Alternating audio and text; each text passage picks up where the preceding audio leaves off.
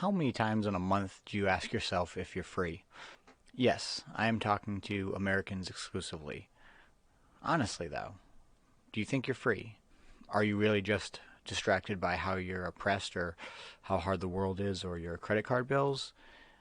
But freedom, in America, the thing that we're blessed with just by being born here, the reason that so many immigrants want to come to this place, is freedom. I ask myself all the time. The answer is always no. I don't feel free at all. And thank the stars we have Congressman Chip Roy, still young, still vibrant, and still really trying to fight for nothing more than freedom. He has an R in front of his name because the system forces that to be true. But when he asks himself the question, do you feel free? He also agrees that he doesn't. Congressman Roy also believes that his American citizens aren't free, and his sole purpose in Congress is to fight this wave of tyranny. I would say before Trump, basically, I would say from Clinton all the way till Obama, including the Bush family, we had a uniparty. They agreed what they would disagree on, and then they moved their agenda forward. And now we have people in our Congress and our Senate who are no longer for that uniparty. I love the energy that Chip brings to this speech on the floor, and I think it's worth all of us hearing it. And if we start asking ourselves, are we free, and we hear no enough, maybe we'll focus on that. Let's jump into it. By God, I'm going to do everything I can do in this godforsaken town to give them their freedom back, to give them the American dream back. I don't care who gets mad at me. I don't care who is worried about what bill he or she didn't get across some finish line that nobody in America generally cares about. We are going to fight to change this town. Conquer or die, as General Washington said. The fact is, you have to ask yourself the question, are you free? Are we free? Are we free if you pay taxes to a school that teaches your children that your country is evil, or that there isn't a difference between man and woman, and you can't even talk about God, much less pray to God?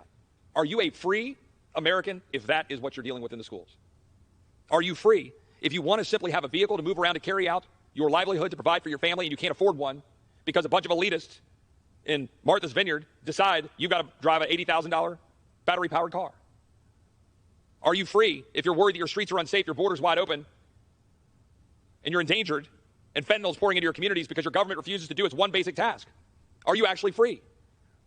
Are you free if you just want to go to the doctor of your choice and you're prohibited from doing so because the government, regulatory state, and corporate cronies have combined to make a whole lot of money while you can't go to the doctor of your choice? Are you free? Are you free if one president is treated differently than another president by the system of justice reporting to the president? Are you free? Are we living in a free country? Are you free if you simply wanted to go about your way of life, but your government said you couldn't unless you stuck a needle in your arm, buy a vaccine created with full liability protection, and then mandated by the very government, say you've got to take it, and if you don't take it, you're going to lose your job? Are you free? No, you're not free. And it's about damn time that we live free again. That's why we're here. And again, to my colleagues on this side of the aisle, I don't care about your checklist of stuff you want to campaign on. I don't care about what you don't want to vote on. I care about one thing and one thing only, and that is living free. It is our God-given right. It is what people bled and died for. Living free, imperfect, in a sinful world, but free.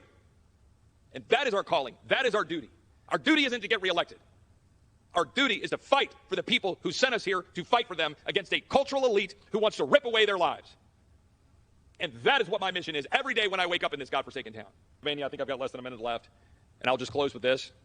As I said before, as General George Washington said on July 2nd, 1776, 247 years ago, on the day we actually declared independence, the fate of unborn millions will now depend, under God, on our courage and our conduct.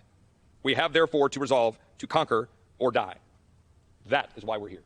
The courage and our conduct. Us merely stating that we will require freedom and we will accept nothing less is not a call to violence. It's a call to the American people to let them know that they are not alone. You do not have to be forced into a hole. You don't have to worry about political correctness. You really just need to worry about voting. As an anarcho-capitalist, saying that voting is the way forward is just matter of fact. I will always argue that the government is not needed. What is needed is public servants willing to do the work. I don't think we need that many congressmen in Senate to actually start moving these things forward. In Iowa over the weekend, Vivek says he wants to dismantle the Department of Education, and you hear everyone cheering. The people are ready. We stopped talking politics at the table. We insert identity politics and we put oppression in, and now we just don't know how to calmly communicate what is okay. And we have a lot of people who are upset, making claims that are just inaccurate and not the real world. We need to be adults in the room. We need to move forward.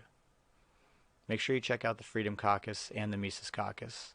These are the adults in the room. These are the politicians willing to enter the system to actually remove it, to start pulling at the purse strings.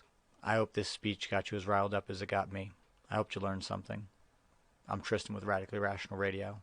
Like, comment, subscribe. I'll see you in the next episode. Stay resilient.